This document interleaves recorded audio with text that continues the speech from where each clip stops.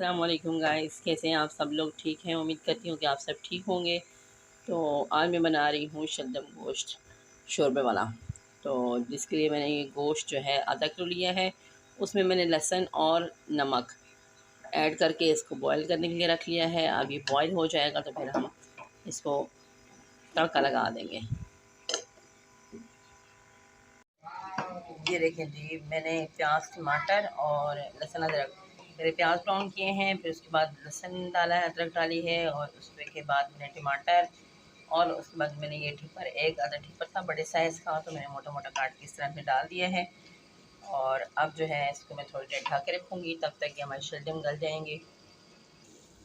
اور اس میں یہ مسالہ ایڈ کرنے لگی ہوں، جو کہ ہے نمک 1 چمچ، ہلدی 1 چمچ، لال مرچ 1 چمچ، دھنیا پاؤڈر 1 چمچ اور زیرہ اس میں ڈال دیں گے ہم۔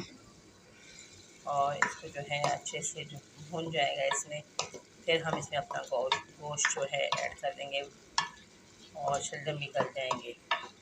اس میں ہم کسوری میتھی بھی ایڈ کریں گے، وہ بھی میں ابھی ایڈ کر دیتی ہوں اس میں تھوڑی سی کسوری میتھی، بہت اچھا ٹیسٹ آتا ہے اس سے بھی۔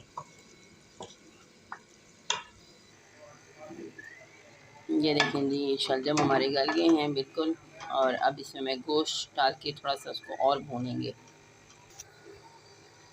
یہ دیکھیں، میں نے گوشت اس میں ایڈ کر کے اس کو بھون لیا اچھے سے، اور اب جو ہے اس میں اس کا جو اسٹاک تھا یخنی، وہ میں اس میں ایڈ کر دوں گی۔ آپ کو جتنی چاہیے وہ آپ ایڈ کر سکتے ہیں، باقی آپ بچا کے رکھ سکتے ہیں، آپ اس میں بنا سکتے ہیں پلاؤ وغیرہ۔ تو جتنی آپ کو لگے کہ بھئی صحیح ہے، اتنی ہم لوگ یوز ہو جائے گی تو آپ اتنی ایڈ کریں۔ یہ دیکھیں،